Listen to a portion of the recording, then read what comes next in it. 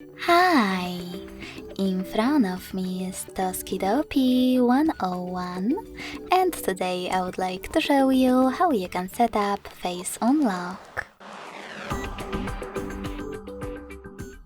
Begin by going into Devices Settings and scrolling down to access Security. Now scroll down again and tap on Face section.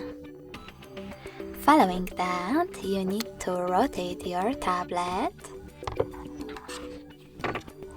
and enter your current login method.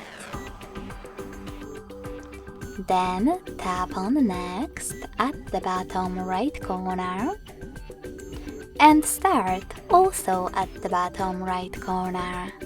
Keep your face in frame and wait for all instructions.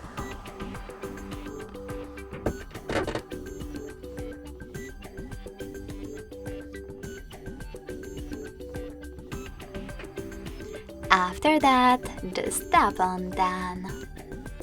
So finally, when I switch off my screen, then turn it back on, icons that Face Unlock is working properly. Thanks so much for watching. If you enjoyed this video, don't forget to leave a like, comment and subscribe. Bye!